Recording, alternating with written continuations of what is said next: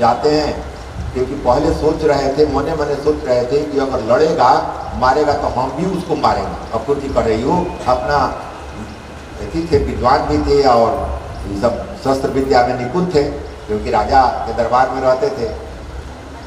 अब अपूर्व जी शांत हो गए हैं, मथुरा के सीमा में आया रथ, तो भगवान कहते हैं कि आप लोग चलिए, हम लोग शहर घूम के आते हैं।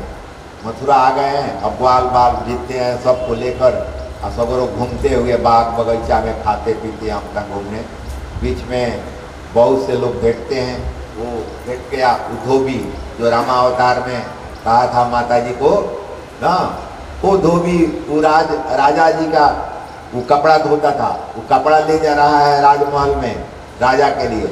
ये कहते हैं तो पहचान गए कि वही आया है। अच्छा ठीक है, कहते हैं कि भैया कपड़ा एक दो हम लोगों को भी पहनने के लिए, ये क्योंकि अभी तक तो गोकुल में सिया हुआ वस्त्र नहीं पहना है, कोई ग्वाल बाल नहीं पहना, ये भी अपने भी नहीं पहने हैं। अब सिया हुआ वस्त्र शहर में आए हैं तो एक कपड़ा मांगे तो कहा कि ये कपड़ा क्या देखोगे, तुम्हारा दादा परदादा देखा है ऐसा कपड़ा, ये राजा का कपड़ा है, भाग यहाँ से। उसको मारे, उसका कल्याण हो, उद्धार किए, उसको मार के उसका वध किए, उद्धार किए। उसके बाद भगवान जो मारते हैं उसको वध नहीं, उसको उद्धारे कहते हैं, मतलब उसकी आत्मा को अपने में मिला लिया, मतलब उद्धार कर दिया। उसके बाद सारे वस्त्र को बच्चों के बांट दिए और सभी बच्चे के सब की पहन लो, और सब के सब लगता था कि उन्हीं लोगों के सियाया ही था।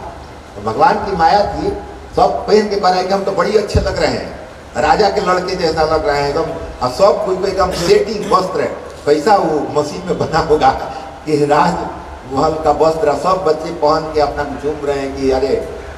कन्हैया कहता है कि बानर भालू ये सब है ना हमारा रामावतार में, कभी वस्त्र नहीं पहना है, अब यही तो मौका है इनको वस्त्र माखन ये सब खिलाए हैं और फिर वस्त्र भी दिए हैं कि रामावतार का रह गया है, मैं बैरागी था जंगल, तो इसलिए अब वस्त्र पहन के सब जा रहे हैं। अब बनिया वगैरह बेटाता, बहुत से कहानी है इसमें।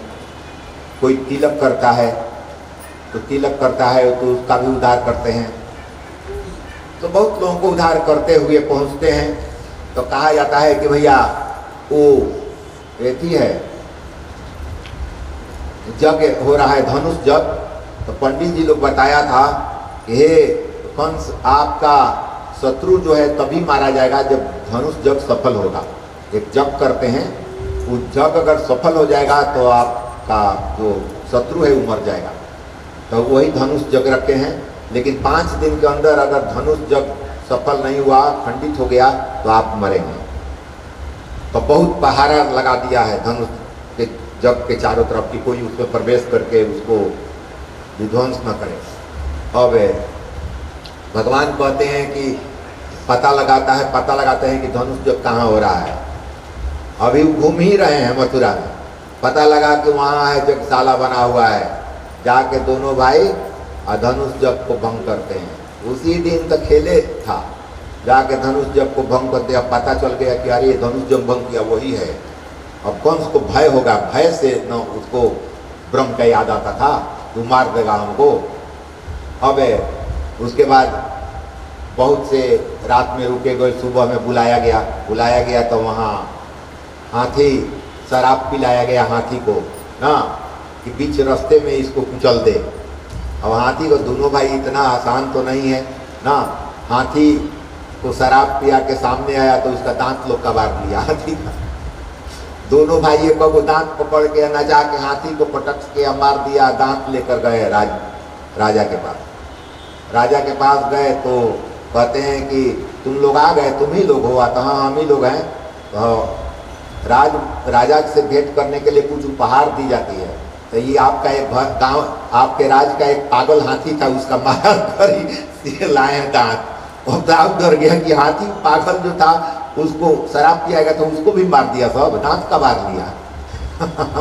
अब उसको तो भय हो गया, लेकिन पहलवान को रखे हुए ना, वो मुस्तिका वगैरह जो पहलवान है उनको रखा हुआ, कहा कि बच्चों को लड़ना पड़ेगा। भगवान कहते हैं कि भैया उससे कैसे मैं लड़ूं, ये हम लोग बच्चे हैं और हिरपुर है, बच्चा न लड़ेगा। भगवान पतिनों कोशिश किए कि नहीं भैया ये अनैतिक होगा, मतलब हम लोग छोटे छोटे बालक हैं, तो ये बड़े बड़े लोगों से हम लोग लड़ाई कैसे करें। हम लोग नहीं लड़ेंगे, लेकिन उसको मारना था नहीं। तुम लोगों की वीरता हम सुने हैं कि बहुत राक्षसों का तुम लोगों ने वध किया है, हाथी का दांत भी कबाड़ लिया है।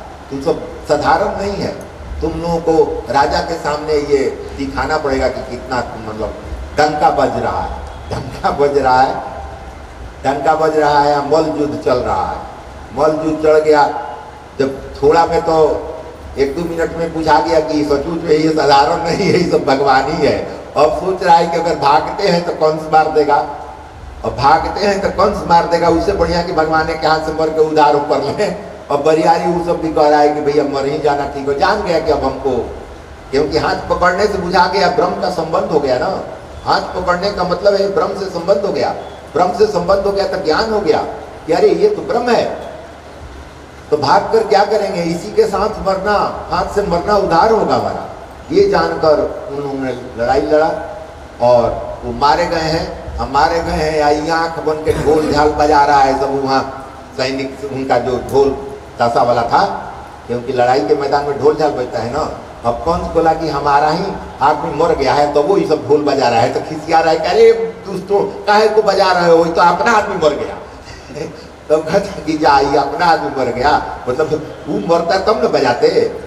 उसके बाद में भगवान जाते हैं, कहते हैं कि हाँ हाँ मैं ही हूँ 8वां पुत्र, बता देते हैं, कह देते हैं कि हाँ मैं ही हूँ 8वां पुत्र। एक मुष्टिका भर, बस एक मुट्ठी मारने के बाद ही प्राण निकल गए। क्योंकि तो इतना भयभीत था कि ऐसे ही मरा हुआ था, इतना भयभीत था कि ऐसे ही मरा हुआ था। इतना होने के बाद, उसके मरने के बाद ये जाते हैं अपने माता पिता के पास। माता पिता के पास जाते हैं, माता पिता से मिलते हैं, बंधन खुलता है। उसके बाद जाते हैं उग्रसेन से, उनके पिता जो नाना जी जो थे उनसे मिलने कि भैया उनको जेल से, तो वो कहते हैं कि कंस मारा गया, तो खिसिया जाते हैं। पिताजी को भी जो राजा थे उनको भी तो कैद कर लिया था ना, अपने राज संभाल रहा था, तो बोले कि उसको मारने का अधिकार तो मुझे था, कौन मार दिया। पता चला कि यही मांगे, चलो भैया इनको राजा बनाया गया, लेकिन कहे कि नहीं मुझे राज नहीं चाहिए, आपका राज है, आप ही नाना जी राज करेंगे, आप ही राज करेंगे। राजा उन्हीं को उग्रसेन को बना दिए।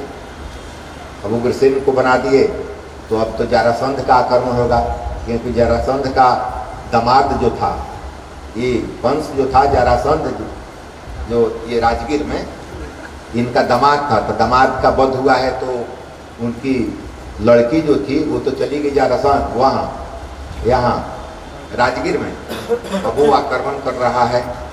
तो इसमें वही कहानी दिया है। मथुरा मानव, एक छोटा संकेत में बताया क्या क्या इसमें हुआ है। वहाँ मथुरा मानव काया में श्री कृष्ण ब्रह्म है। मथुरा जो है ये काया है, और इसमें आत्मा जो है ये ब्रह्म है, और कंस काम है। शरीर में ही काम उत्पन्न होता है ना, तो आत्मा और काम दोनों एक जगह कैसे रह सकता है, कैसे रह सकता है। इसलिए उसका वध करके, चूंकि ब्रह्म आ जाएंगे तो उसका तो वध करना ही है। मान लीजिए कि वो साधारण बात, इसमें शंका हो सकती है कि भगवान है तो काम पर विजय प्राप्त करना है। आप इस जन्म में नहीं कीजिएगा तो बार बार जन्म लीजिएगा, बार बार जन्म लीजिएगा, और जितने जन्म हो जाएं जब तक काम पर विजय नहीं प्राप्त कीजिएगा तब तक ब्रह्म से मिल नहीं सकते हैं। इसलिए काया अगर है तो काम रहेगा, अगर इस जन्म में नहीं किए तो आगे कर लीजिएगा, आगे भी नहीं होगा तो करोड़ों जन्म होंगे, लेकिन इस पर विजय प्राप्त करने के बाद ही ब्रह्म में आप मिलेंगे ना। इसलिए कहा जाता है कि दोनों एक साथ कैसे रह सकता है, काम और आत्मा ब्रह्म एक साथ नहीं रह सकता। जहां काम तहां राम नहीं, जहां राम वहां काम नहीं। तुलसी कबहू न रह सके रवि रजनी एक साथ। तुलसी गोस्वामी जी कहते हैं रवि और रजनी एक साथ नहीं रह सकती है। चंद्रमा और सूर्य आमने सामने नहीं हो सकते। सूर्य आएंगे तो चंद्रमा को लुप्त हो जाना पड़ेगा। अंधेरा और प्रकाश एक साथ नहीं रह सकता है। ब्रह्म और काम एक साथ नहीं रह सकते।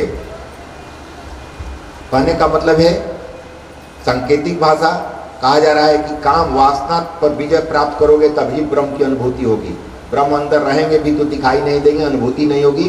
जब तक कि इसका नाश नहीं कर पाते हो तब तक उसकी अनुभूति नहीं कर पाओगे ना। और काम का पुत्र है क्रोध है, काम अगर तुम्हारी इच्छा के अनुसार सफल नहीं होगा तो क्रोध आएगा।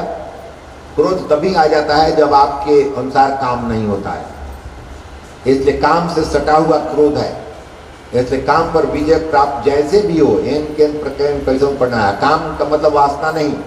बार बार मैं कह रहा हूं कि दिमाग में बैठ जाए कि वासना नहीं, वासना की चर्चा है ही नहीं। इससे शास्त्र में वासना की चर्चा है ही नहीं। ये निष्काम कर्म की तो और काम इंगित करते हैं, निष्काम कर्म के तरफ इंगित किया जा रहा है। काम निष्काम कर्म जब तक नहीं कर पाओगे तब तक मुक्ति नहीं मिलेगी। वाणी से पाप करने पर वाग देवी अंतकाल में रुठ जाती हैं। ऐसे पापी का बोलना बंद हो जाता है। पता है कि अंतिम चरण में, अंतिम चरण जब आएगा तो वाणी से पाप जो करता है, दूसरे को अपमानित करता है, झूठ बोलता है, तो वाग देवी जो बोलने की देवी हैं वो रुष्ट हो जाती हैं। अंत में मरते समय पकाते रहता है, पता नहीं चलता है क्या बोल रहा है, कुटांग बोलेगा। थोड़ा सा देकर ज्यादा लेने की आशा रखे और प्रयत्न करे, वही बनिया है। बनिया का मतलब है कि थोड़ा सा ज्यादा लेके कम दे, वो बनिया है। कम लेकर अधिक दे, वो संत है। कम लेकर ज्यादा दे, वो संत है। आपके काम क्रोध लोभ मोह अहंकार को लेकर आपके ब्रह्म का साक्षात्कार कराता है, वो संत है। आपके बेकार वस्तु को अपने पास रखता है और अपनी मुख्य दौलत को आपके हवाले करता है, ये संत है।